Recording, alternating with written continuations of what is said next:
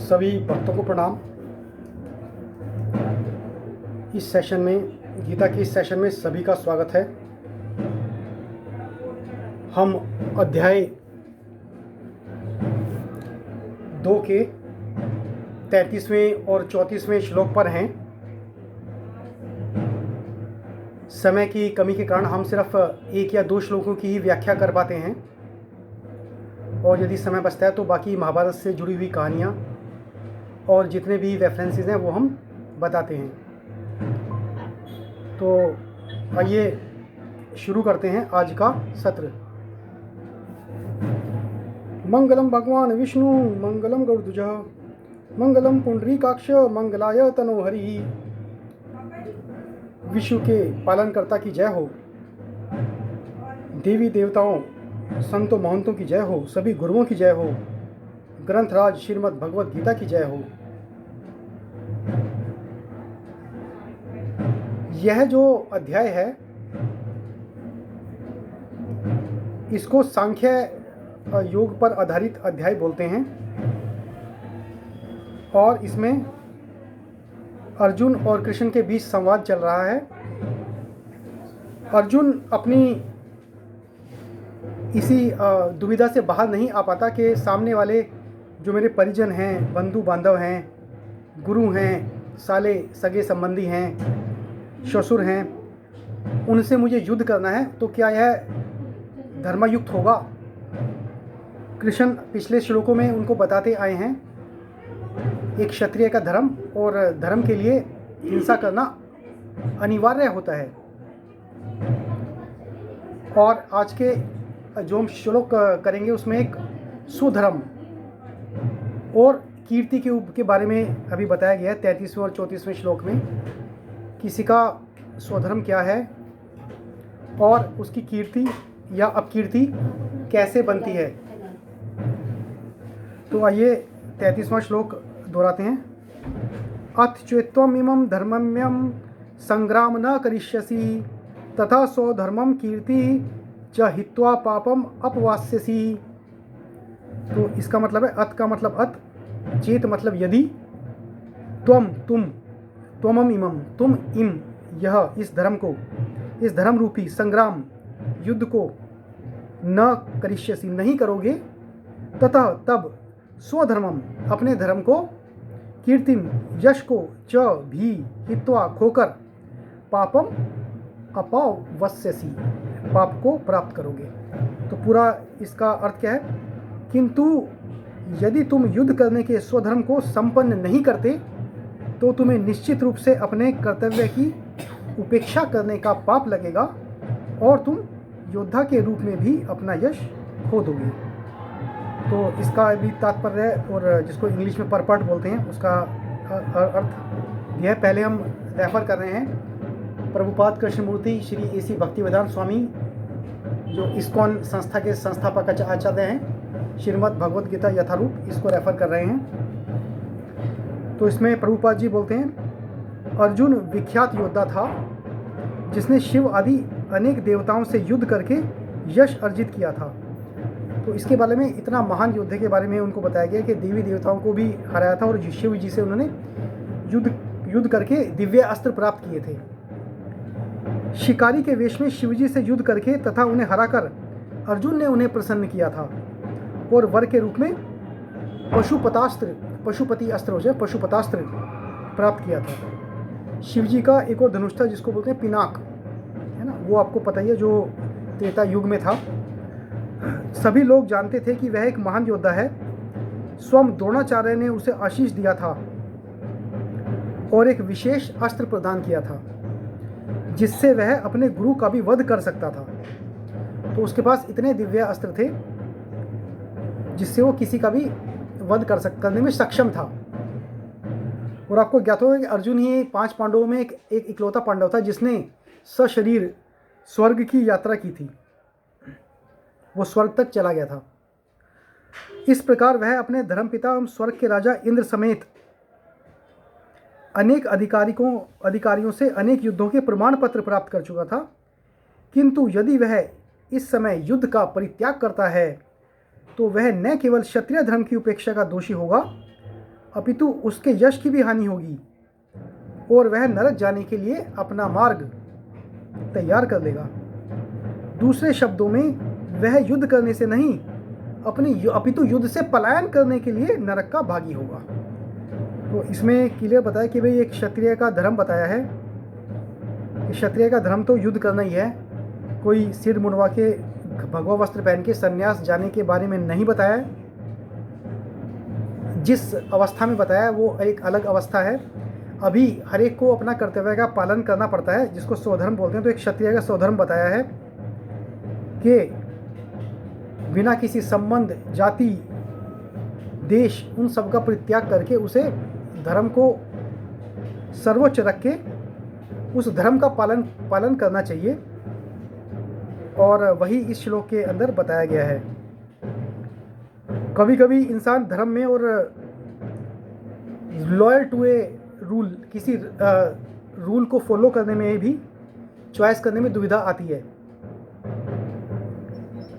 उस समय ऐसा बताया गया है कि धर्म का पालन करना सबसे ऊपर है।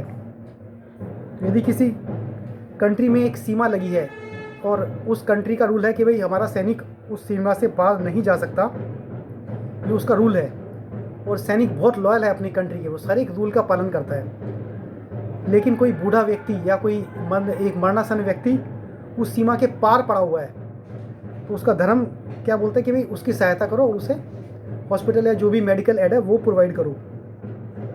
तो उस समय इस कंडीशन में कोई क्या करेगा?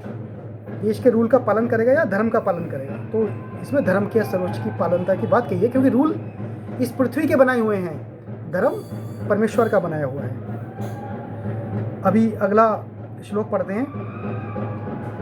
अकीर्ति चापि भूतानि कथयिष्यन्ति ते अव्यम संभावितस्य चाकीर्तिम मरणात् अतिरिच्यते। अकीर्ति मतलब अपयश, च भी अपि इसके अतिरिक्त, भूतानि सभी लोग, कथिष्यन्ति कहेंगे, ते तुम्हारे, अव्यम सदा के लिए, संभावितस्य सम्मानित व्यक्ति के लिए, च भी अकीर्ति अपयश, मरणत मृत्यु से भी, अतिरिच्यते अधिक होती है। तो इसका क्या अर्थ हुआ? लोग, यदि तुम इस युद्ध से भाग जाते हो तो तुमने ये इतने देवताओं को हराया है, सब कुछ किया है, उसकी कीर्ति को लोग याद नहीं रखेंगे। लोग सदैव तुम्हारे अपयश का वर्णन करेंगे, और सम्मानित व्यक्ति के लिए अपयश तो मृत्यु से भी बढ़कर है। ये इसका अर्थ है। अब इसका तात्पर्य में कहा क्या, मैं क्या कहा है गुरुजी ने? अब अर्जुन के मित्र तथा गुरु के रूप में, क्योंकि अभी हमने शुरू के 5वें या 6ठे श्लोक में हमने 7वें श्लोक में देखा था, अर्जुन ने हथियार डाल दिया और बोला कि आप ही मेरे मित्र के अलावा गुरु का सम्मान दे दिया था कृष्ण को, कि अभी हमारे मित्र की नहीं, अब गुरु की तरह से मुझे मार्गदर्शन करें। तो अर्जुन के मित्र तथा गुरु के रूप में भगवान कृष्ण अर्जुन को युद्ध से विमुख न होने का अंतिम निर्णय देते हैं। वे कहते हैं, अर्जुन, यदि तुम युद्ध प्रारंभ होने के पूर्व ही युद्ध भूमि छोड़ देते हो तो लोग तुम्हें कायर कहेंगे, और यदि तुम सोचते हो कि लोग गाली देते रहें किंतु तुम युद्ध भूमि से भागकर अपनी जान बचा लोगे, तो मेरी सलाह है कि तुम्हें युद्ध में मर जाना ही श्रेयस्कर होगा। तुम जैसे सम्मानित व्यक्ति के लिए अपकीर्ति मृत्यु से भी बुरी है, अतः तुम्हें प्राण भय से भागना नहीं चाहिए, युद्ध में मर जाना ही श्रेयस्कर होगा। इससे तुम्हें मेरी मित्रता का दुरुपयोग करने तथा समाज में अपनी प्रतिष्ठा खोने के अपयश से बच जाओगे। अतः अर्जुन के लिए भगवान का अंतिम निर्णय, लास्ट वर्डिक्ट था कि वह संग्राम से पलायन न करे, अपितु युद्ध में मरे। तो तुम्हें नहीं लगता कि तुम जीतोगे या हारोगे, वो इम्पोर्टेंट नहीं है, तुम्हें युद्ध करना है, वो इम्पोर्टेंट है। वो अभी तक बताया गया है इन 2 श्लोकों में। तो इन 2 श्लोकों से हम बाकी गीता से अध्ययन करते हैं, और समय बचता है तो आगे के श्लोक कवर करते हैं। तो अभी हमने 33वां और 34वां श्लोक देखा, जिसमें अपकीर्ति के बारे में बताया है, और धर्म के पालन करने के बारे में सलाह दी है। अभी मैं यथार्थ गीता का ये 2 श्लोक पढ़ता हूँ जो उन्होंने बोला 5200 साल के बाद स्वामी अड़गड़ानंद जी ने ये गीता लिखी है। ये एक प्रमाणिक गीताओं में एक मान्य गीता है। तो आइए देखिए इनमें इन्होंने क्या लिखा है।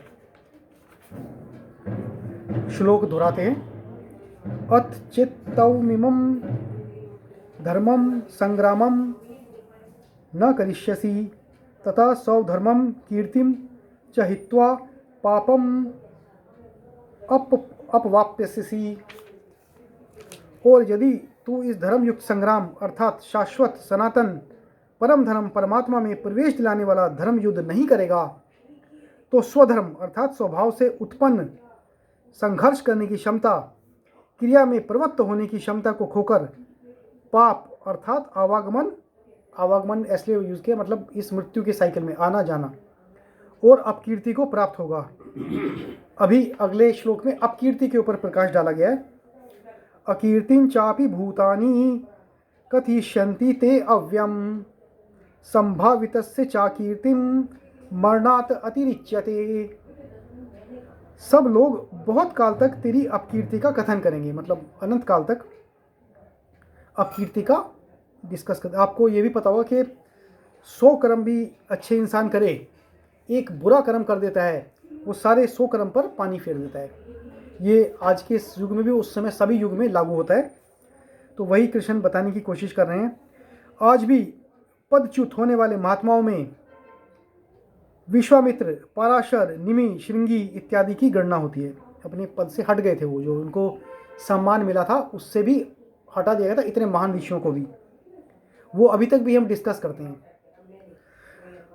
बहुत से साधक अपने धर्म पर विचार करते हैं, सोचते हैं कि लोग हमें क्या कहेंगे। ऐसा भाव भी साधना में सहायक होता है। इससे साधना में लगे रहने की प्रेरणा मिलती है। कुछ दूरी तक यह भाव भी साथ देता है। मनमान्य पुरुषों के लिए अपकीर्ति मरण से भी बढ़कर होती है। तो लोग अपकीर्ति नहीं चाहते, उससे मरना पसंद करेंगे। अपकीर्ति नहीं चाहते तो जीता जी अपकीर्ति या अपयश क्यों लेना चाहता है, ये इस श्लोक में बताया गया है। और मैं अभी एक ज्ञानेश्वरी गीता है जो ज्ञानेश्वर जी ने लिखी है, गीता प्रेस गोरखपुर की है।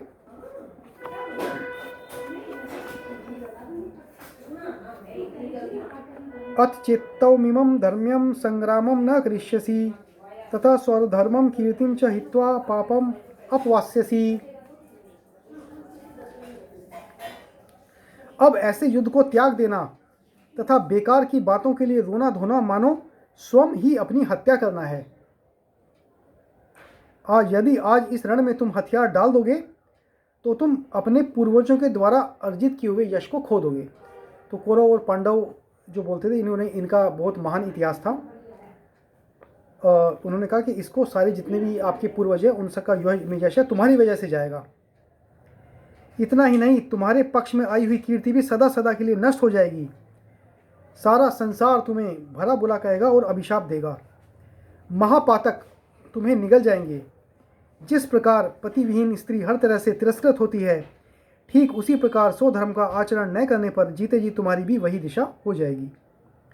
जैसे रण में पड़े हुए शव को चारों तरफ से गीदड़ आकर नोच नोच कर खाने लगते हैं, वैसे ही स्वधर्म का आचरण न करने वाले मनुष्य को चारों तरफ से महापातक आकर न केवल घेर लेते हैं अपितु उसे नोच डालते हैं। ये ज्ञानेश्वर जी ने बताया है।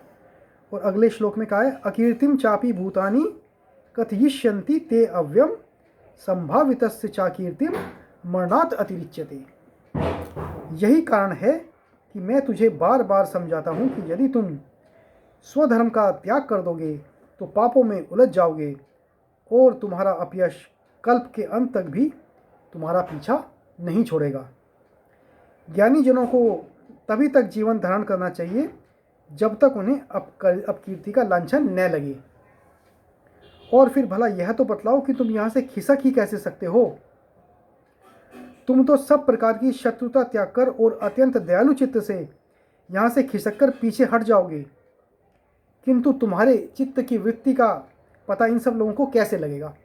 तो तुम तो बड़े अच्छे भाव से जा रहे हो कि भाई मेरे बंधु बांधव हैं, गुरुजन हैं, मैं युद्ध नहीं करना चाहता हूँ, चाहे मेरे को नरक भोगना पड़े मैं युद्ध नहीं करूँगा। लेकिन तुम पीछे हटोगे तो लोग यही कहेंगे तो क्षत्रिय धर्म क्षत्रिय था लेकिन कायर था और युद्ध से पीछे हट गया और भाग गया। ये सब लोग सब तरह से तुम्हारी घेराबंदी कर लेंगे, तुम पर बाण छोड़ने लगेंगे और फिर उस दिशा में तुम्हारी यह दैवत्री किसी तरह तुम्हारी रक्षा नहीं कर सकेगी। इस पर भी यदि तुम भांति भांति के संकट सहकर किसी तरह यहाँ से निकल भागोगे तो फिर उसके बाद तुम्हारा जीवन धारण करना भी मर जाने से कहीं ज़्यादा बुरा होगा। तो ये इन्होंने ज्ञानेश्वरी गीता में बताया गया है। और अभी एक स्कॉलर का गीता को हम देख लेते हैं। डॉक्टर सर्वपल्ली राधाकृष्णन जी जो दूसरे राष्ट्रपति थे भारत के, उन्होंने भी ये गीता लिखी है।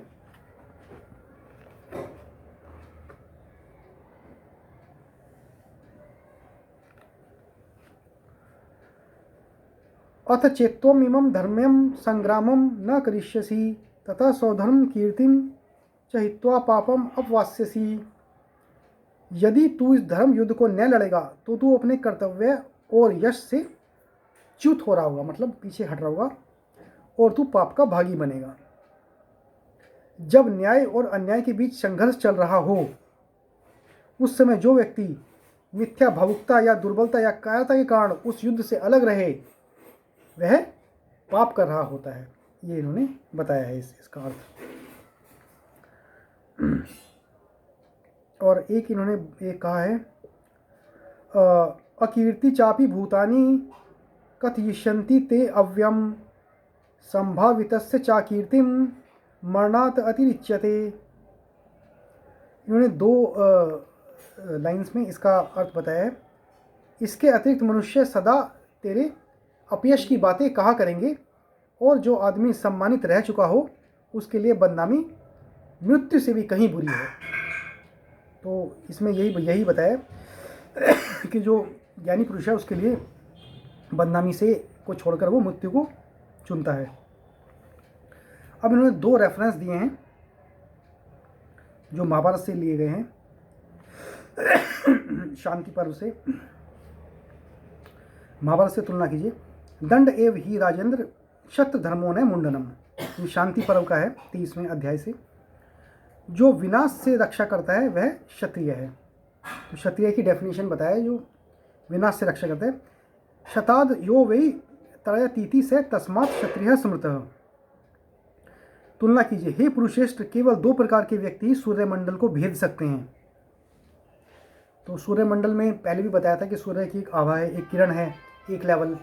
फिर सूर्य का पास जाओ तो एक लेवल है, सूर्य के अंदर जाना है। तो ज्ञान के जैसे जैसे लेवल हमारे बढ़ते रहते हैं तो सूर्य के अंदर भी जा सकते हैं। वो पिछले श्लोक के अंदर बताया था। तो दो पुरुष ही बताया जो सूर्यमंडल को भेद सकते हैं और ब्रह्म के मंडल तक पहुंच सकते हैं। एक तो वे सन्यासी जो योग में लगे हुए हैं, तो जिनका योग का ज्ञान बहुत तीक्ष्ण है, बहुत हाई लेवल पे है, वो लोग जा सकते हैं। और दूसरे में योद्धा जो लड़ते लड़ते युद्ध क्षेत्र में मारे जाते हैं। तो जो योद्धा धर्म की रक्षा के लिए मरते हैं उनका स्थान उन योगियों के द्वारा है, उन योगियों के समान है जिन्होंने हजारों साल तक या सैकड़ों साल तक तपस्या करके योग को जाना है, अब आत्म तत्व को जाना है, ब्रह्म तत्व को जाना है। उनके इक्वलेंट ऐसे क्षत्रियों को बताया गया है। ये महाभारत के उद्योग पर्व में, महाभारत में थोड़े 18 पर्व हैं, उसमें उद्योग पर्व के 32वें अध्याय में ये कहा है द्वाविमो पुरुष व्याघ्र सूर्यमंडल भेदिनो परिवाद योग युक्तस्य गणे चाभिमुखो होता। तो जो रण में युद्ध करते करते मारे जाते हैं और जो सन्यासी हैं जो उनको योग के हिसाब से ज्ञान हो जाता है। तो इन दोनों का, तो यदि वो अपना सर्वधर्म का पालन कर रहा है तो उसे वही उसको ऊपर मोक्ष तक लेके जाने के लिए काफ़ी है। उसे भगवा वस्त्र पहन के योग करके सन्यासी बनने की आवश्यकता नहीं है क्षत्रिय को। ये इसमें बताया गया है। तो अभी हम 33वां और 34वां अध्याय है, श्लोक का हमने किया। अभी हम 35वें और 36वें अध्याय के बारे में बात करते हैं जो इन्होंने कहा है राधा कृष्ण जी के हिसाब से। भ्यात रणाद उपरंतम मनस्यन्ते त्वाम महारथाः येषां च त्वं बहुमतो भूत्वा यस्यसि लाघवम।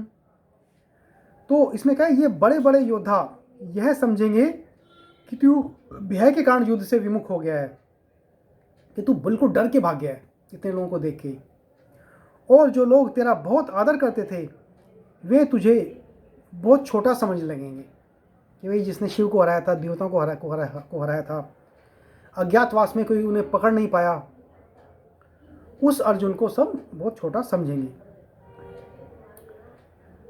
36वें श्लोक में अव्याच्यवादांश बहून वदिष्यन्ति त्वाहिताः निंदन्त स्तवः सामर्थ्यम ततो दुखतरम नु किम। तेरे शत्रु तेरे बल की निंदा करते हुए बहुत सी अनकहानी बातें कहेंगे, जो ना कहने वाली बातें वो भी कहेंगे। इससे बढ़कर और दुख की क्या बात हो सकती है। इसका गीता की इस मूल शिक्षा के साथ वैषम्य देखिए कि मनुष्य को स्तुति और निंदा के प्रति उदासीन रहना चाहिए। तो इन्होंने अपना एक भावार्थ दिया है कि भाई बहुत ज़्यादा स्तुति किसी की हो जाए, बहुत बड़ाई हो जाए, लोग बहुत तारीफ कर रहे हैं, उसको भी नॉर्मल भाव से व्यक्ति को लेना चाहिए। और बहुत ज़्यादा निंदा कर दी, बहुत गाली दे दी, अपशब्द कह दिए, उसके प्रति भी न्यूट्रल रहना चाहिए, उदासीन। मतलब you don't have to pay much attention of much more glory and बहुत ज़्यादा निंदा करो या बहुत ज़्यादा प्रशंसा करो, इसके प्रति हमें न्यूट्रल रहना चाहिए। ये इसके बारे में बताया है इसके इन्होंने सर्वपल्ली राधाकृष्णन ने इस श्लोक के द्वारा। अब 35वें 36वें श्लोक का हम ये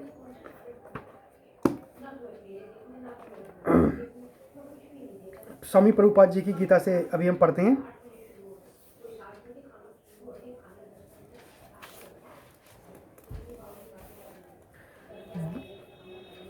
भयात रणात उपरतम मनस्यन्ते त्वां महारथाः येषां च त्वं बहुमतो भूत्वा यस्यसि लाघवम। तो भयात भय से, रणात युद्ध भूमि से, उपरतम विमुख, मनस्यन्ते मानेंगे, त्वाम तुम्हें, महारथा बड़े बड़े योद्धा, येषां जिनके लिए, च भी, त्वम तुम, बहुमता मतलब अत्यंत सम्मानित, भूत्वा होकर, यस्यसि जाओगे, लाघवम तुच्छता को। तो इसका अर्थ क्या है, जिन जिन महान योद्धाओं ने तुम्हारे नाम तथा यश को सम्मान दिया है वे सोचेंगे कि तुमने डर के मारे युद्ध भूमि ही छोड़ दी है और इस तरह वे तुम्हें तुच्छ मानेंगे। इसका तात्पर्य क्या लिखा है इन्होंने, भगवान कृष्ण अर्जुन को अपना निर्णय सुना रहे हैं। तुम यह मत सोचो कि दुर्योधन, कर्ण तथा अन्य समकालीन महारथी यह सोचेंगे कि तुमने अपने भाइयों तथा पितामह पर दया करके युद्ध भूमि छोड़ी है। वे तो यही सोचेंगे कि तुमने अपने प्राणों के व्यय से युद्ध भूमि छोड़ी है। इस प्रकार उनकी दृष्टि में तुम्हारे प्रति जो सम्मान है वह धूल में मिल जाएगा। तो वही सभी गीताओं का एक ही तात्पर्य इसके अंदर आ रहा है। और 36वें श्लोक में क्या बोला है, अवच्य वादानश्च ब्रहन वदिष्यन्ति त्वाहिता निंदन्तः त्वा सामर्थ्यम ततो दुखम तरुम न किम। अवाच्य कटु वादान मिथ्या शब्द च भी बहुन अनेक कदी वदिष्यन्ति कहेंगे। निंदत तो तुम्हारे अहिता शत्रु, निंदंता निंदा करते हुए, तो वह तुम्हारी सामर्थ्य को तथा उसकी उपेक्षा, दुखतरम अधिक दुखदायी, नुस निसंदेह किम और क्या है। इसका अर्थ है तुम्हारे शत्रु अनेक प्रकार के कटु शब्दों से तुम्हारा वर्णन करेंगे और तुम्हारी सामर्थ्य का उपहास करेंगे। तुमने जितनी यश अर्जित किया है, इतने अस्त्र अर्जित किए हैं, जितने योद्धाओं को पराजित किया है उसका उपहास करेंगे। इसके लिए इससे दुखदायी और क्या हो सकता है।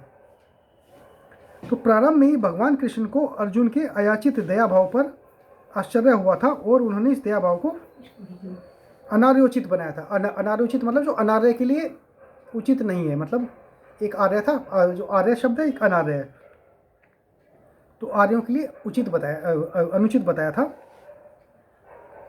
अब उन्होंने विस्तार से अर्जुन के तथाकथित दया भाव के विरुद्ध कहे गए अपने वचनों को सिद्ध कर दिया है। और ये अभी इस छोटा सा भावार्थ प्रभुपाद जी ने इसके अंदर दिया है। और अभी ये यथार्थ गीता का देखते हैं इन्होंने क्या लिखा है।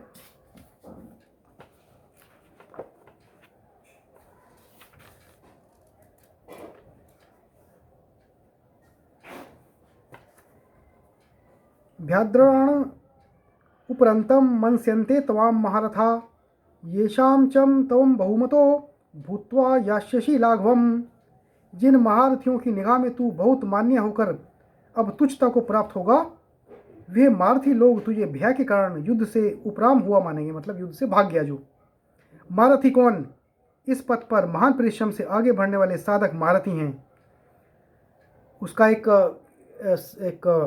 स्पिरिचुअल मीनिंग दिया है कि महारथी युद्ध में तो जो शत्रुओं का विनाश करता है वो एक महारथी है, लेकिन जो साधक हैं वो भी एक महारथी हैं जो परिश्रम से आगे बढ़ के अपनी साधना को अंजाम देते हैं।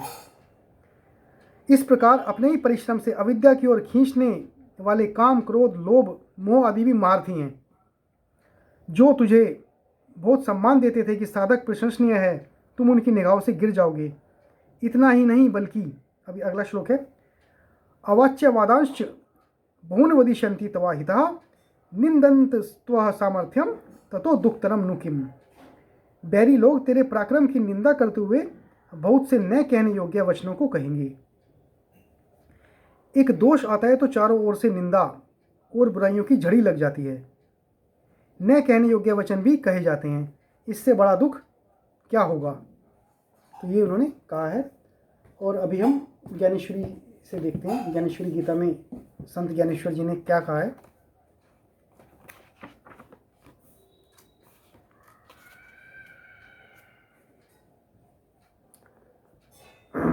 इसमें थोड़ा लंबी व्याख्या की है।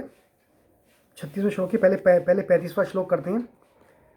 भ्याद्रणात् उदपरंतम मनस्यन्ते त्वाम महारथा येषां च त्वं बहुमतो भूत्वा यास्यसि लाघवमा।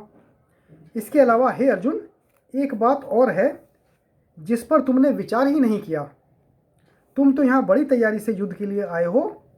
अब यदि तुम दयावती की दुहाई देकर यहाँ से पीछे हट जाओगे तो फिर तुम ही बतलाओ कि क्या तुम्हारी इस दयावती का असर तुम्हारे इन दुरात्मा वैरियों के मान पर भी पड़ेगा।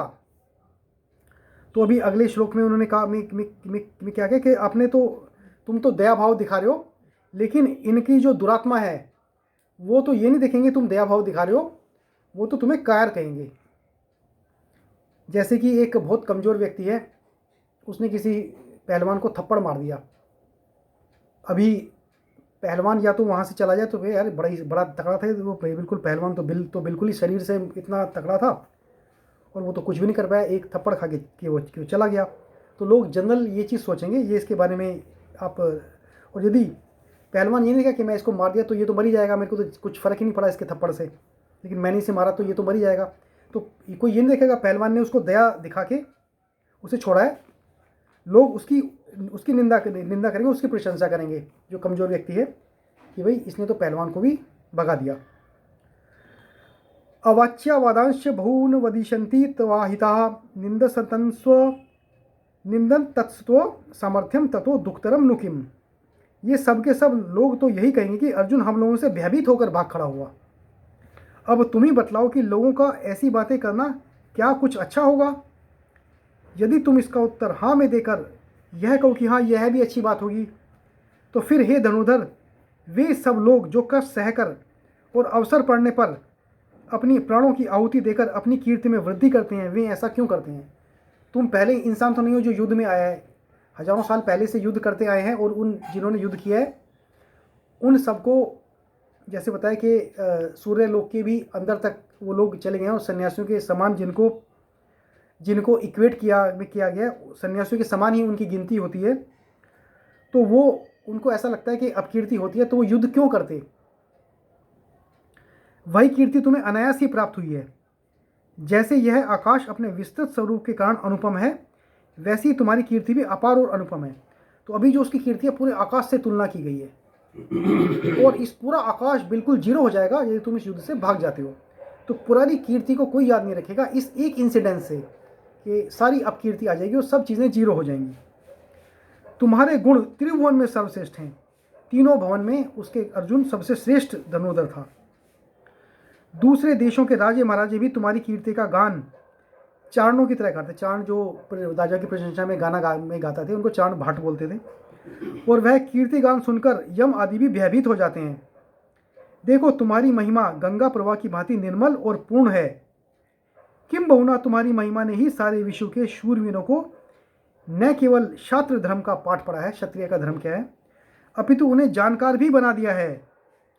तुम्हारा अतुलित शौर्य सुनकर विपक्ष के सब योद्धा लोग अपने जीवन की आशा खो चुके हैं।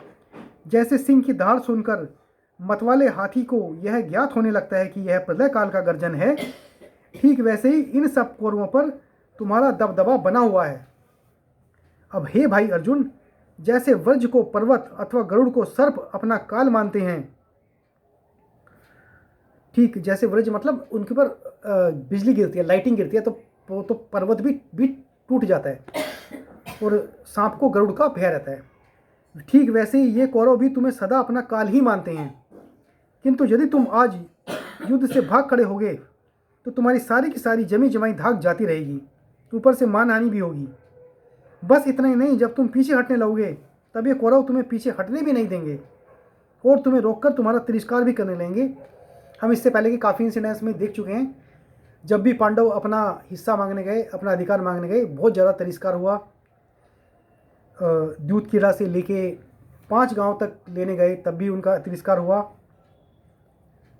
और डिफरेंट ओकेजन्स पे कौरवों ने उनकी परिहास किया। तो उन्होंने बताया कृष्ण ने, ये तुम छोड़ के भागोगे, ये नहीं कि तुम्हारा छोड़ के भागे बात खत्म हो गई, स्पेशल तुम्हारा रास्ता रोकेंगे और परिहास करेंगे और निंदा करेंगे, तुम्हारे मुंह पर ही तुम्हारी व्यर्थ की निंदा करेंगे। तब उस समय तुम्हारा हृदय ही विदीर्ण हो जाएगा, और इसके साथ तुम्हारे जो भाई बांधव हैं, ये जो सैनिक लड़ाई करने आए हैं, उनकी भी उतनी ही निंदा वो महसूस करेंगे। तुम तो अपने तरह से सहन भी कर लो, तुम्हारे भाई हैं, तुम्हारी सेना, इतने सारे राजा जो तुम्हारे सपोर्ट में, समर्थन में लड़ने आए हैं, उन सब के लिए निंदा का कारण तुम ही होंगे। फिर इसी समय तुम पर पूरी सामर्थ्य के साथ क्यों न लड़ो। यदि इन कौरवों पर तुमने विजय हासिल कर ली तो फिर तुम सुखपूर्वक सारी पृथ्वी का राज्य भोगना। ये इस गीता में कहा गया है।